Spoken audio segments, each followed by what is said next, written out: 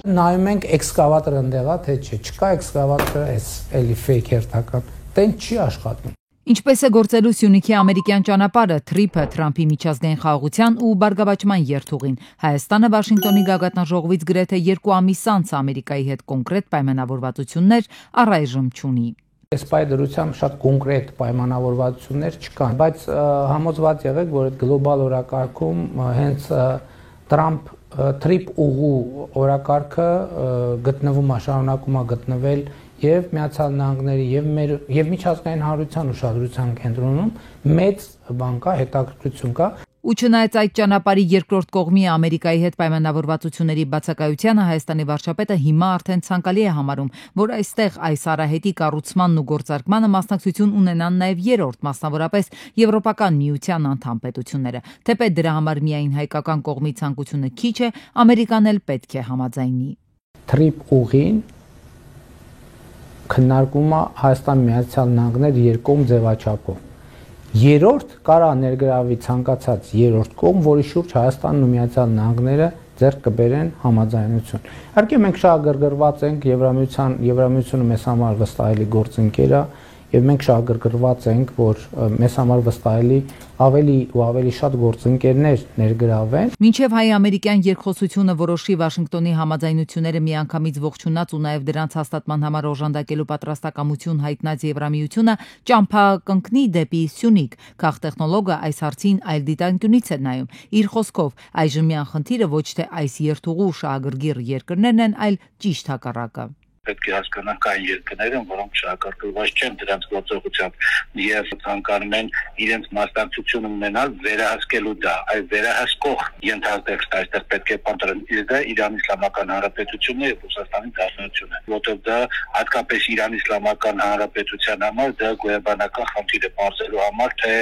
ինչ է տեղից տեղափոխում եւ ոնց է դա աշխատում։ Իդեպ այն, որ Թրամփի երթուղու հետ կապված Իրանը դեռևս անպատասխան մնացած հարցեր ունի, հրաժեշտի ասուլիսում հաստատեց նաև մեր երկրում դիվանագիտական առաքելությունն ավարտող իրանցի դեսպան Մեհդի Սոփանին։ Միայն թրիփը չէ խաղաղության խաչմերուկը, այն ենթադրում է կապ արևելքի եւ արևմուտքի միջև, հյուսիսի եւ հարավի միջև, նույն օրինակ Վաշինգտոնում ձեռք բերված պայմանավորվածությունների շրջանակում։ Արդեն ինչ վերաբերում է ճանապարհների ապաշրջափակմանը, հայկական հասարակական քաղաքական քննարկումներում կարմիր թելի նման է անցնում, որի ուժերի հավասարակշռության համար այստեղ համաշխարհային այլ դերակատարներ են պետք, օրինակ Ռուսաստանը կամ Հնդկաստանը։ Հակառակ դեպքում միակողմանի գործարք կլինի, միայն Ադրբեջանը կօգտվի մեր ինքնիշխան ճանապարհից։ Համարժեք առավելությունների երեսն այդպես էլ չենք տեսնի, ու ըստ Իրանի դեսպանի էլ սա հնարավոր ռիսկ կարող է լինել։ Հայաստանի իշխանությունը թեզը չի կիսում։ Միայն թրիփը չէ խաղաղության խաչմերուկը, այն ենթադրում է կապ արևելքի եւ արևմուտքի միջև, հյուսիսի եւ հարավի միջև, նույն օրինակ Վաշինգտոնում ձեռք բերված պայմանավորվածությունների շրջանակում։ Ուր է տանելու Սյունիքի ամերիկյան ճանապարհը, թերևս ժամանակն է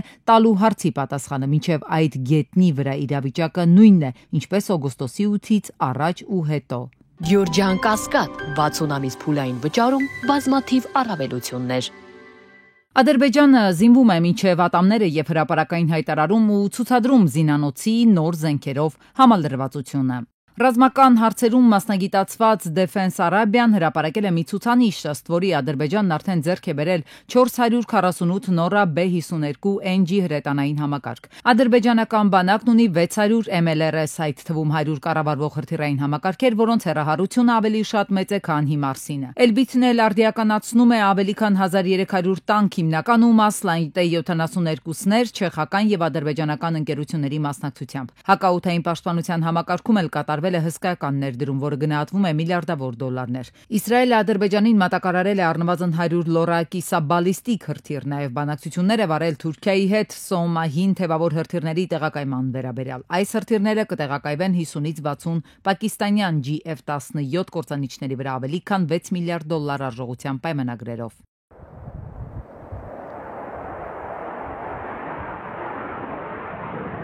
Ինչու է Ադրբեջանն ավելացնում ռազմական ծախսերը, հասցնելով այն 5 միլիարդ դոլարի եւ նոր զենքեր ու ռազմատեխնիկա գնում։ Այն դեպքում, երբ Ալիևը տարածաշրջանում խաղաղության մասին է թմբկահարում։ Նախորդ 30 տարիների ընթացքում Ադրբեջանը զենք զինամթերք էր գնում Հայաստանի դեմ պատերազմական գործողությունների համար։ Վերջին շրջանում ըստ ռազմական փորձագետների Բաքուն հասկացել է, որ եկել է իր սխալ քայլերի համար տարածաշրջանի պետություններին պատասխան տալու ժամանակը։ Եթե այդ երկիրը Հայաստանի դեմ զինվում է տարածքներ գրավելու համար, հիմա արդեն Իրանն է հայտնվել Ադրբեջանի հետ դիվանագիտական հակամարտող պետությունների շարքում։ Մի կողմից թվում է, թե Հայաստանի հետ մի չկարգավորված հարցեր, որոնք որ պայթյունավտանգ են, մյուս կողմից էլ նաև ակներև է դառնում, որ խնդիրներ կան Իրանի Իսլամական Հանրապետության հետ, որքան էլ որ փորձում են դա թաքցնել, Ադրբեջանը ինքը նաև վտանգներ է տեսնում Իրանի Իսլամական Հանրապետությունից եւ փորձում է քողարկիչ մեթոդներով իր անվտանգության բարձիկները բարձրացնել։ Ադրբեջանը ոչ միայն Հայաստանի հետ սահմաններին մոտ է նոր զորամասեր կառուցում ամրակայում առաջնագիծը, դրանք կառուցվում են նաև ադրբեջանա-իրանական սահմանագծերի մոտակայքում։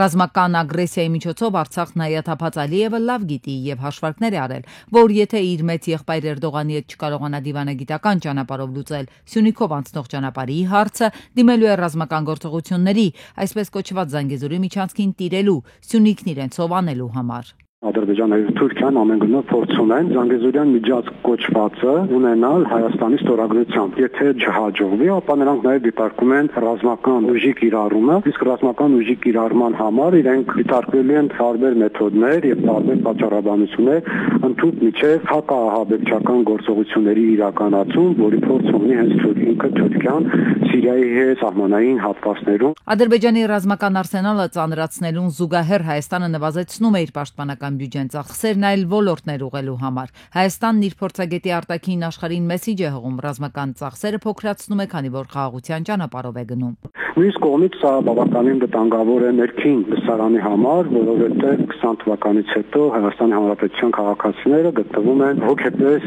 ոչ կայուն վիճակում եւ ցանկացած նմանատիպ հայտարարություն խիստ անդրադառնում է Հայաստանի քաղաքացու վրա եւ արտագաղթի առումով այն կարող է շատ լուրջ խնդիրներ առաջացնել անվտանգային էլեմենտների բացակայության պատճառով։ Քաղաքագետ վերլուծաբան փորձագետները շարունակում են պնդել Ալիևն ամեն ինչ անելու է, որ կրկին Հայաստանի հետ լինի բախում խաղաղության պայմանագիր չստորագրելու համար։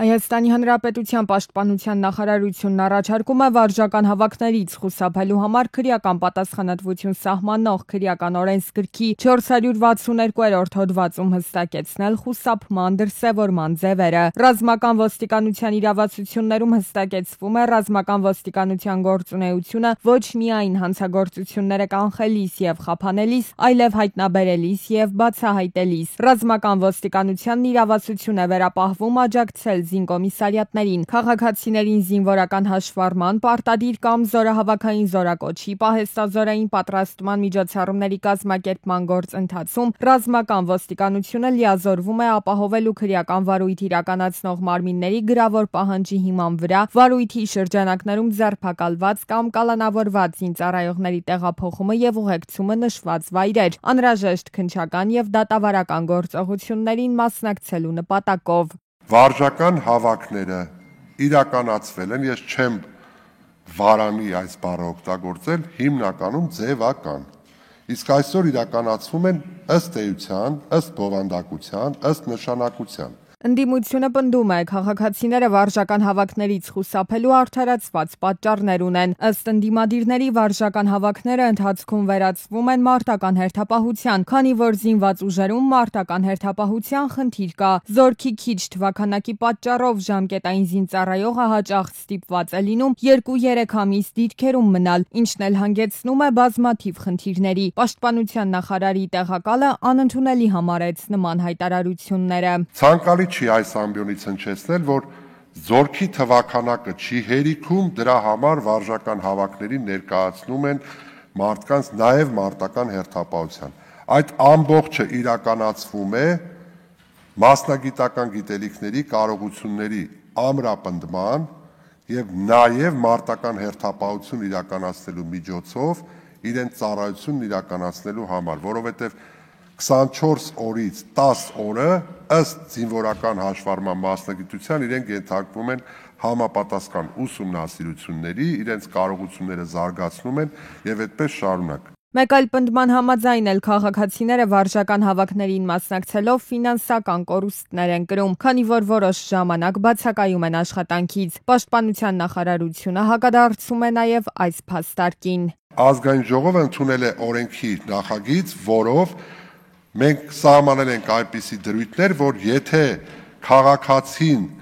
մասնակցում է վարժական հավաքին, ապա իր աշխատավարձից բացի գործատուն տալիս է այնքան վարձատրություն, որպեսզի իր ստացած վարձատրությունը որևէ կերպ չնվազի։ Դուք ներկայացնում եք ոչ գրանցված աշխատողները տուժում են։ Կներեք, բայց ցանկալի է գրանցվեն այդ աշխատողները։ Պաշտպանության նախարարի տեղակալը շեշտում է, չգրանցված աշխատողները չեն կարող խոսել բանակի մասին։ Նրանց գրանցման արդյունքում ձևավորվելու է պետական բյուջե, որը ծախսվելու է նաև բանակի կարիքները հոգալու համար։ Ազգային ժողովի հերթական նիստի օրակարգային մյուս թեմաները ջրային օրենսգրքում փոփոխություններ եւ լրացումներ կատարելու մասին եւ Հայաստանի Հանրապետության ջրի ազգային ծրագրի մասին օրենքում փոփոխություն կատարելու մասին օրենքների նախագծերն էին։ Ըստ փոփոխության հակահեղեղային միջոցառումների իրականացումը եւս կհամարվի ազատ ջրօգտագործում, ինչի համար չի պահանջվի ջրօգտագործման թույլտվություն։ Մեկ այլ փոփոխությամբ էլ առաջարկվում է երկարաձգել ՀԵԿ-ի լիցենզիայի ժամկետը։ Նախագծով ամրագրվել է, որ էլեկտրական էներգիայի արտադրության լիցենզիայի ժամկետի երկարաձգման դեպքում ջրօգտագործման թույլտվությունը չի համարվում երկարաձգված, այն երկարաձգվում է օրենքով սահմանված կարգով։ Անդրադառնալով Սևանից ջրառին Մկրտչյանը վստահեցրեց, Սևանից վերցված յուրաքանչյուր ջրի կաթիլի օգտագործման նկատմամբ կառավարությունը պատշաճ հսկողություն է սահմանում։ Որոշակիացվել են նաև Արարատյան դաշտի վերականգնվող ստորերկրյա ջրային ռեսուրսների ծավալը եւ դրա բաշխումը։ Շրջակա միջավայրի նախարարությունը առաջարկում է նաև փոփոխություններ եւ լրացումներ կատարել թափոնների մասին օրենքում։ Օրենսդրական նախաձեռնությամբ կամրագրվեն վտանգավոր թափոնների գործածության գործունեության լիցենզավոր պահանջները եւ գործընթացի հիմնական կարգավորումները, կհստակեցվեն կառավարության ու լիազոր մարմնի իրավասությունները։ Նախագծերի ընդունման ակնկալվում է, որ կկանխվի ապօրինի աղբավայրերի շահագործումը, իսկ աղբավայրերը տնօրինողները առավել հետևողական կլինեն աղբավայրերի պատշաճ շահագործման հարցում։ YouTube-ը համաձայնել է վճարել $24.5 միլիոն ԱՄՆ նախագահ Թրամփի հետ կապված դատական գործը կարգավորելու նպատակով։ Գումարը վերաբերում է 2021-ի կապիտոլիումի անկարգություններից հետո նրա YouTube-ի հաշվի ժամանակավոր արգելափակման դեպքին։ Դրանից $22 միլիոն կփոխանցվի Trust for the National Mall կազմակերպությանը, իսկ $2.5 միլիոն